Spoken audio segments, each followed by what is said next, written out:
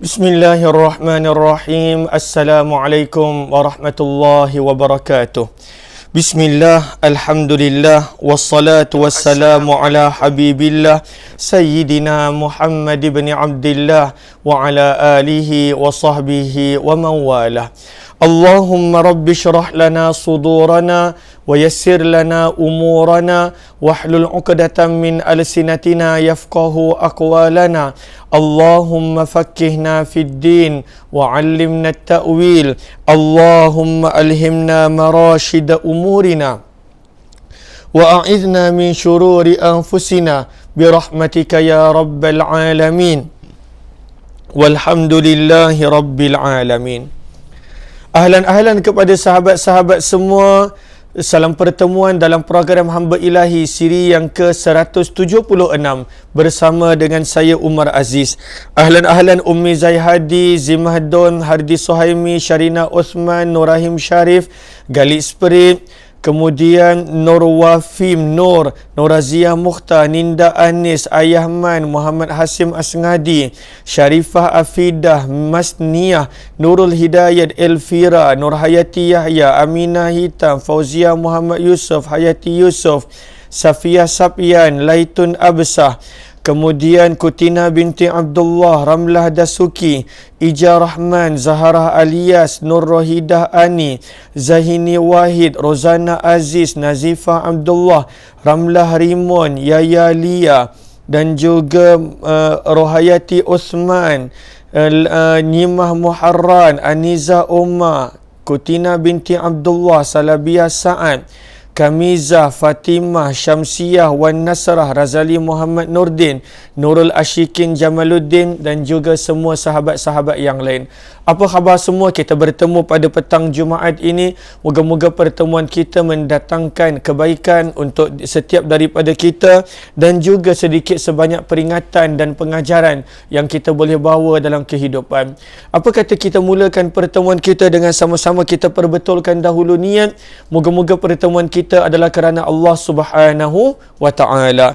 Nawaitu ta'alluma wa ta'lim wa tadhakkura wa tadhkir wa naf'a wal intifa' wal ifadata wal istifadah wal hatha ala tamassuki bi kitabillah wa sunnati rasulillah sallallahu alaihi wasallam wad du'ai ila al huda wad dalalati ala al khair ibtigha'a wajhillah wa mardatihi wa qurbih wa thawabihi. Amin amin ya rabbal alamin. Ahlan kepada sahabat-sahabat semua. Kita berada pada muka surat 219. Muka surat 219 selepas daripada Imam Nawawi membincangkan tentang Kitabus Salah, disusuli dengan Kitab Tilawatil Quran. Maka Imam Nawawi pada kitab yang ketiga, tajuk besar yang ketiga ini, Imam Nawawi membawa tajuk Kitabu Hamdillahi Ta'ala, kitab pada menceritakan tentang pujian kepada Allah Subhanahu wa ta'ala. Lalu muka surat 219, kitab yang ketiga berkenaan dengan pujian kepada Allah Subhanahu wa ta'ala. Sebelum itu, mohon maklum balas bagaimana suara saya. Adakah suara saya jelas ataupun tidak? Adakah line saya memuaskan ataupun tersangkut-sangkut? Mohon maklum balas terlebih dahulu sebab kadang-kala line saya elok, kadang-kala tidak. Lalu sebelum kita mulakan, mohon maklum balas daripada sahabat-sahabat semua.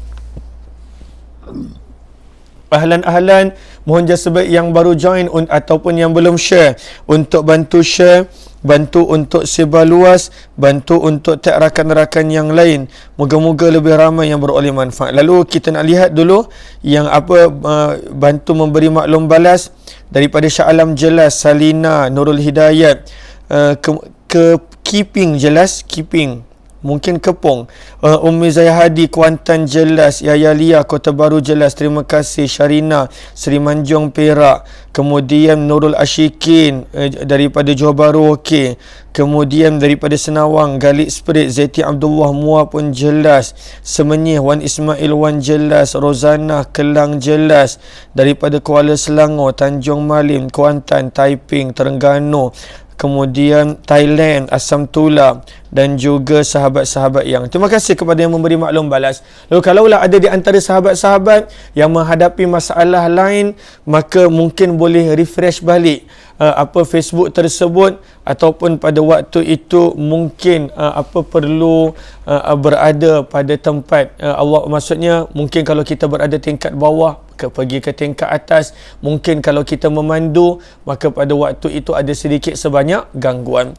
Tapi syukur alhamdulillah daripada pihak saya rasa line saya so far adalah buat masa ini memuaskan. Jom kita lihat kata Imam Nawawi pada kitab yang ketiga. Kita dah selesai tentang solat, dah selesai pada waktu itu tentang membaca Al-Quran. Sekarang ini kita masuk pada tajuk berkenaan pujian kepada Allah Subhanahu wa taala. Imam Nawawi mulakan seperti biasa dengan ayat-ayat Al-Quran. Imam Nawawi menyebut qala Allah taala, Allah Subhanahu wa taala telah berfirman, qul. Di sini adalah cara Imam Nawawi menjadikan dalil. Qul adalah fi'il amar, perintah. Qul, katakanlah. Lalu apakah yang Allah perintahkan baginda Nabi untuk ucapkan? Alhamdulillah, Alhamdulillah. Segala puji-pujian hanya untuk Allah. Lalu daripada perkataan qulil hamdulillah, maka di sini Imam Nawawi jadikan sebagai dalil bahawa Allah memerintahkan, walaupun pada perkataan kepada Nabi, tetapi perintah itu secara umum kepada umat Nabi, Allah perintahkan pada waktu itu untuk memuji Allah. Kerana qul adalah fi'il amar, adalah perintah. Lalu walaupun ditujukan secara perkataan kepada baginda Nabi, tetapi wal muradu bihi, yang dimaksudkan dengan itu adalah umat baginda Nabi sallallahu alaihi wasallam. Lalu apa yang Allah perintahkan? Qul, katakanlah alhamdulillah, segala puji-pujian hanya untuk Allah Subhanahu wa taala. Wassalamun, dan salam sejahtera, ala, ke atas, ibadih, hamba-hamba Allah, alladzina istafa, yang telah dipilih oleh Allah. Lalu siapakah ibadihil ladzina istafa? Siapakah hamba-hamba yang dipilih? Di sini para ulama tafsir berbeza pendapat. Antara pendapat yang pertama adalah pendapat daripada Muqatil, mim qaf alif ta dengan huruf lam. Muqatil berkata maksud daripada ayat ini, dan salam sejahtera ke atas hamba-hamba Allah yang terpilih. Yang dimaksudkan dengan ibadihil ladzina istafa, kata Muqatil, adalah pada waktu itu humul anbiya, para nabi alaihi wassalatu wassalam. Kemudian pandangan yang kedua, pandangan daripada As-Suddi. As-Suddi menyebut ibadihil ladzina istafa, hamba-hamba yang dipilih oleh Allah pada ayat ini bermaksud hum ashabu Muhammad, adalah para sahabat Nabi sallallahu alaihi wasallam. Lalu itu pandangan kedua. Siapakah maksudnya Allah pada waktu itu firmankan, dan salam sejahtera ke atas hamba-hamba yang Allah Subhanahu wa taala pilih? Muqatil berkata para nabi, Suddi berkata Sindalia Suddi berkata pada waktu itu para sahabat Nabi. Pandangan yang ketiga, maksud daripada ibadihil ladzina istafa, pada waktu itu orang-orang yang dipilih oleh Allah. Maka pandangan yang ketiga, pandangan Abdullah bin Abbas, ianya adalah annahumul ladzina amanu bih, orang-orang yang beriman kepada Allah, wa wahhaduh, dan orang-orang yang mengesakan Allah. Ini pandangan Abdullah bin Abbas. Ini adalah pandangan yang ketiga, dan banyak lagi pandangan yang lain. Tetapi pengajarannya lalu itu sekadar nak menerangkan maksud daripada orang-orang yang dipilih oleh Allah. Ada 3 pandangan yang kita nukilkan. Tetapi pengajaran daripada ayat ini yang Imam Nawawi gunakan sebagai dalil adalah pada perkataan waqul, dan katakanlah, perintah amar, alhamdulillah, segala puji bagi Allah. Lalu patut kita sentiasa memuji Allah, kerana tak ada apa yang kita ada, semuanya adalah milik Allah Subhanahu wa taala. Semuanya adalah pinjaman daripada Allah Subhanahu wa taala. Ayat yang kedua pun sama. Ayat yang kedua, ketiga ayat ini menggunakan perkataan, kalau kita perasan, wa qulil hamdulillah, katakanlah segala puji bagi Allah. Lalu perkataan waqul alhamdulillah dijadikan sebagai dalil oleh Imam Nawawi perlunya kerana adanya arahan untuk memuji Allah Subhanahu wa taala. Ayat yang kedua, kata Imam Nawawi, Allahumma salli ala sayyidina Muhammad wa qala Allah Ta'ala, dan firman Allah Subhanahu wa Ta'ala, wa qul, dan katakanlah. Siapa? Ditujukan kepada baginda Nabi, tetapi yang dimaksudkan adalah seluruh umat baginda Nabi SAW. Wa qul, katakanlah wahai Muhammad. Nak katakan kepada siapa? Dalam tafsir disebut liman dhalla, kepada orang yang pilih untuk sesat, kepada orang yang berada dalam kesesatan. Katakanlah kepada mereka yang sesat, alhamdulillah, segala puji bagi Allah. Lalu bahagian awal ni yang sebenarnya tarjamatul bab, tajuk daripada kitab pujian kepada Allah, kerana di situ adanya perintah untuk memuji Allah Subhanahu wa taala. Kemudian firman Allah, sayurikum, terjemahnya adalah kelak. Yurikum, Allah akan memperlihatkan kepada kamu ayatih, ayat-ayatnya, tanda-tanda kekuasaannya. Apakah maksud pada sayurikum ayatih? Allah akan memperlihatkan tanda-tanda kebesarannya. Maksud daripada sayurikum ayatih ada banyak. Ada yang mengatakan Allah akan memperlihatkan kepada orang-orang yang sesat tanda-tanda kebesarannya di dunia. Lalu, apakah tanda-tanda kebesaran Allah di dunia? Itu pun ada beberapa pendapat. Lalu, mula-mula kita kena faham maksud daripada Allah akan memperlihatkan tanda-tanda kebesarannya kepada kamu. Pada perkataan sayurikum ayati, ada yang mengambil makna Allah akan perlihatkan di dunia. Ada yang mengambil makna Allah akan perlihatkan di hari akhirat. Orang yang mengatakan Allah perlihatkan di dunia, maka pandangan pertama mengatakan kelak bila datangnya Dajjal, maka itu tanda-tanda kekuasaan Allah. Kelak bila pada waktu itu berlakunya sesuatu yang besar, maka itu adalah daripada tanda-tanda Allah Subhanahu wa taala. Maka ini yang pertama. Ada yang mengatakan maksud daripada Allah akan memperlihatkan kepada kamu tanda-tanda kekuasaannya. Pandangan yang mengatakan yang kedua adalah dalam perang Badar. Bagaimana Nabi dan para sahabat pada waktu itu menunjukkan kepada kamu di atas keegoan kamu, wahai orang Quraisy, kekalahan yang besar. Maka kekalahan pada Badar, itulah maksud sayurikum ayati. Allah akan menunjukkan kepada kamu tanda-tanda kekuasaan dia. Kemudian dan banyak lagi pada waktu itu pandangan-pandangan yang lain, tetapi inilah maksud ayat sayurikum ayati. Kelak Allah akan menunjukkan kepada kamu tanda-tanda kebesarannya. Maka pada waktu itu apa yang akan berlaku? Fata'rifunaha, supaya kamu dapat mengetahuinya dengan jelas. Wama rabbuk, dan tidaklah Tuhan kamu bighafilin amma ta'malun, adalah lalai, tidak mengetahui tentang apa yang kamu lakukan. Tetapi ayat ini sebenarnya dia punya pengambilan dalil adalah pada permulaan dia, wa qulil hamdulillah, dan katakanlah kamu segala puji bagi Allah. Lalu di situ datangnya perintah untuk memuji Allah Subhanahu wa taala. Kemudian ayat yang ketiga pun sama kita nampak, wa qulil hamdulillah, dan katakanlah kamu wahai Muhammad alhamdulillah, segala puji bagi Allah Subhanahu wa taala. Ayat ini datang selepas daripada Abu Jahal dan orang Quraisy. Pada waktu itu mereka mempertikaikan, mereka mengata Muhammad pada waktu itu mengajak kita untuk menyembah Tuhan yang satu, Tuhan yang esa, dan tinggalkan segala berhala-berhala yang kita percaya. Tetapi Muhammad pun pada waktu itu ketika mana dia menyeru, pada waktu itu kadangkala dia seru Allah, kadangkala dia seru Ar-Rahman. Lalu bererti Muhammad pun tidak mengesakan Allah.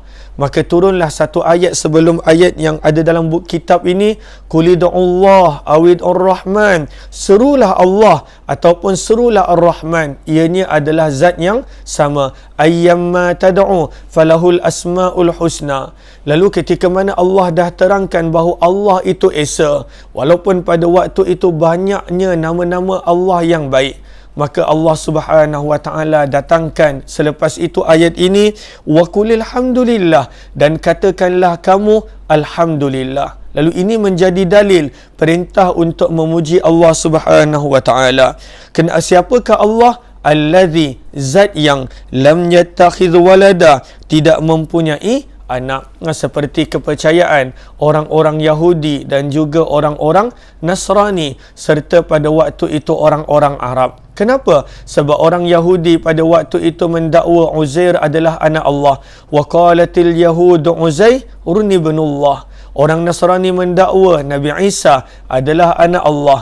Orang-orang Arab mendakwa malaikat pada waktu itu adalah anak-anak Allah, seperti yang ada dalam surah As-Saffat. Maka masing-masing mendakwa Allah ada anak.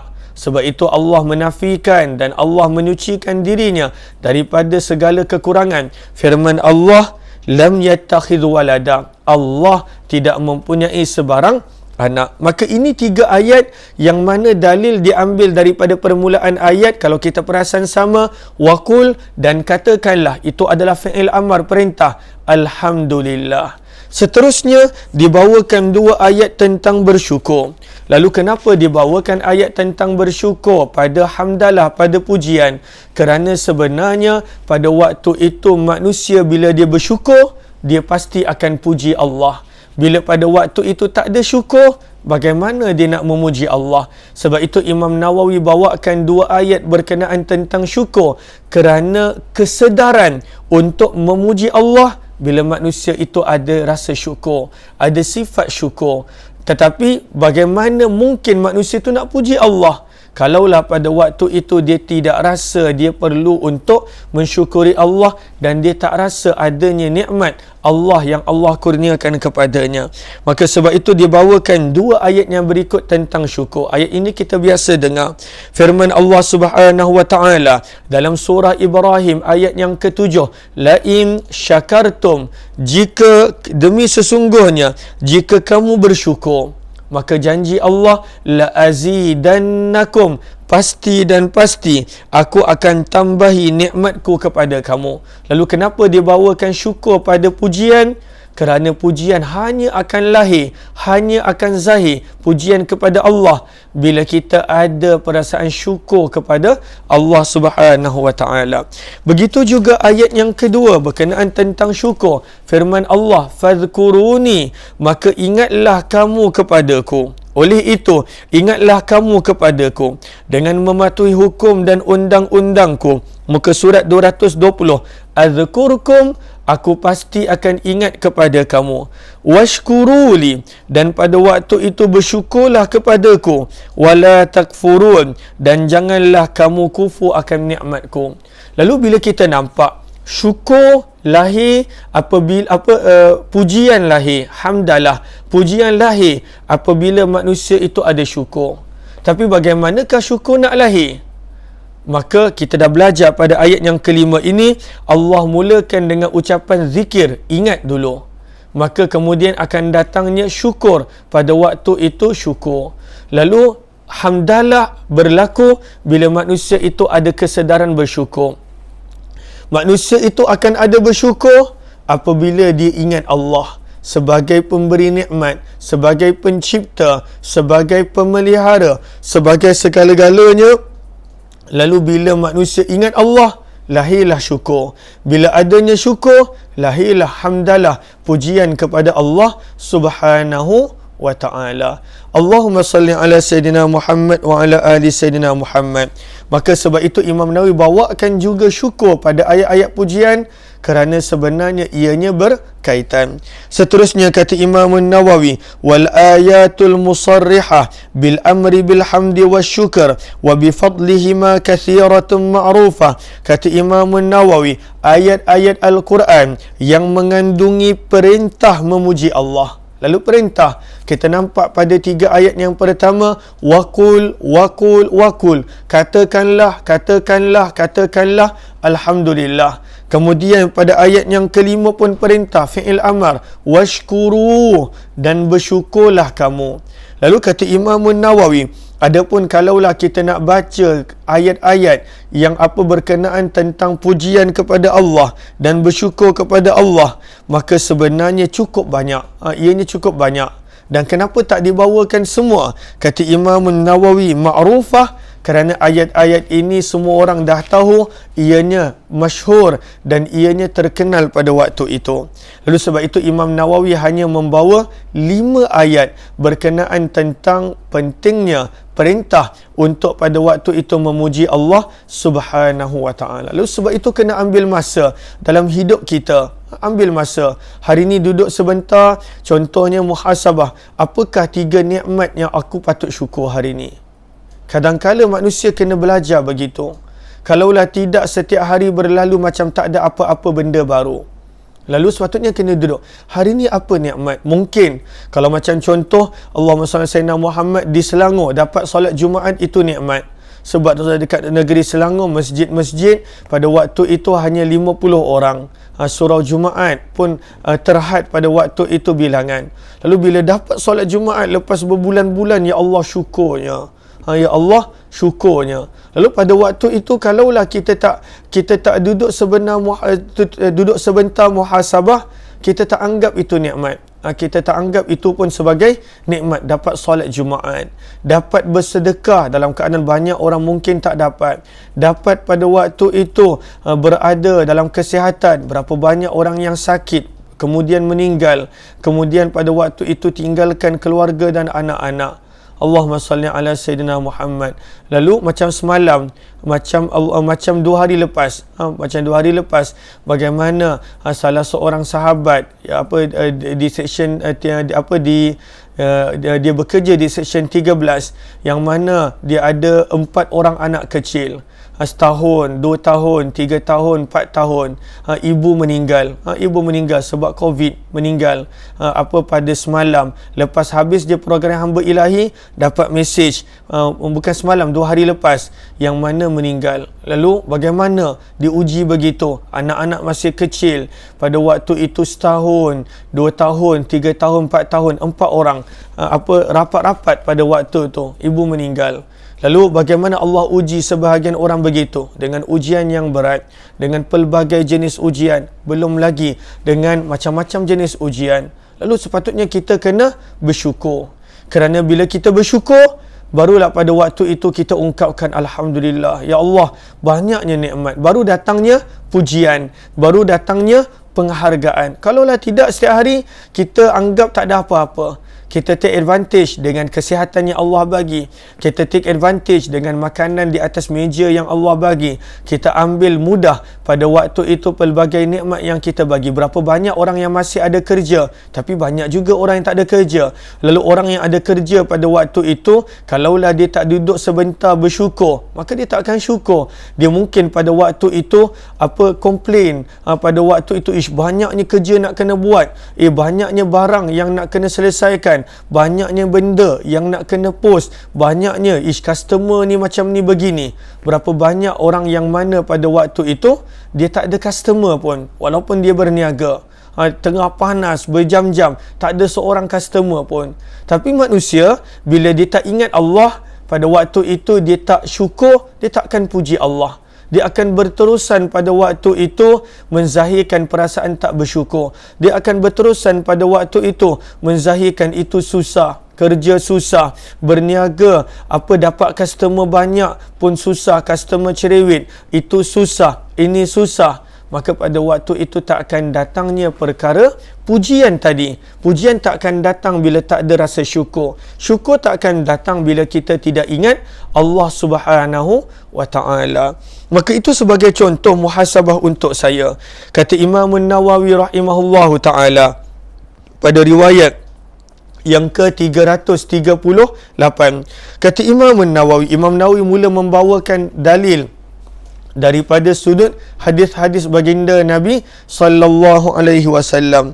Lalu ada yang mana saya perasan diorang komen, ada yang kata adik meninggal dunia, ada yang mengatakan pada waktu itu pelbagai kehilangan. Maka kita doakan untuk mereka, kita niatkan pahala amalan kita untuk mereka. Mudah-mudahan insya-Allah Allah ampunkan mereka insya-Allah. Allahumma salli ala Sayyidina Muhammad wa ala ali Sayyidina Muhammad. Jom kita lihat riwayat yang ke-338. Kata Imam Nawawi rahimahullahu ta'ala, wa rawaina, dan kami telah meriwayatkan fi sunani Abi Dawud wa Ibn Majah wa musnadi Abi Awana al-Isfirayini. Kata Imam Nawawi, kami telah meriwayatkan dalam sunan Abu Dawud, dalam sunan Ibn Majah, dan juga musnad Abi Awana al-Isfarayini, yang mana ditakhrijkan dalam Sahih Muslim, di mana Abu Hurairah radhiyallahu ta'ala anhu berkata bahawa baginda Nabi sallallahu alaihi wasallam bersabda, kullu amrin zibalin la yubda'u fihi bilham. Di sini barisnya kurang tepat, bilhamdulillah. Okey, bi alhamdulillah. Okey. Lalu kullu amrin zibalin la yubda'u fihi bi alhamdulillah fahuwa aqta. Sabda Nabi sallallahu alaihi wasallam, semua perkara penting, mana-mana perkara penting yang tidak dimulakan dengan memuji Allah, fahuwa aqta, perbuatan tak puji Allah bila buat sesuatu benda yang penting akan menjadi pemutus daripada rahmat Allah, akan menjadi sebab terputus daripada rahmat Allah. Allahu Akbar. Apa jua benda penting, apa jua benda penting dalam kehidupan kita, sama ada berkaitan agama maupun dunia, kalaulah tak mulakan pada waktu itu dengan alhamdulillah, pujian kepada Allah, Nabi bersabda fahuwa aqta, maka pada waktu itu ianya akan menjadi penyebab terputus daripada rahmat Allah. Dan bila terputus daripada rahmat Allah, itulah datangnya hilang berkat, itulah datangnya pelbagai masalah, terputus daripada rahmat Allah Subhanahu wa taala. Seterusnya Imam Nawawi bawakan 4 riwayat yang berbeza. Lalu riwayat ini kita nampak perkataannya adalah bi alhamdulillah. Apa pula riwayat yang lain? Maka riwayat yang seterusnya kata Imam Nawawi dalam sekadar perbezaan perkataan. Lalu sebab itu Imam Nawawi terangkan ini supaya kalaulah kita dengar orang lain dia sebut perkataan yang sedikit berbeza, bukanlah dia salah hafal, dia salah share, dia salah kongsi. Sebenarnya banyak riwayat dengan sedikit sebanyak perbezaan perkataan. Kata Imam Nawawi dalam riwayat yang lain. Manakah riwayat yang lain? Kata Ibnu Allan, riwayat yang lain yang dimaksudkan di sini adalah riwayat Al-Bazzar, riwayat Nasa'i, riwayat Ad-Daruqutni. Lalu ada diriwayatkan oleh ketiga-tiga imam hadis ini. Riwayat yang kedua, Al-Bazzar, Nasa'i dan juga Ad-Daruqutni. Maka disebutkan dengan lafaz hamdillah, dal berbaris bawah.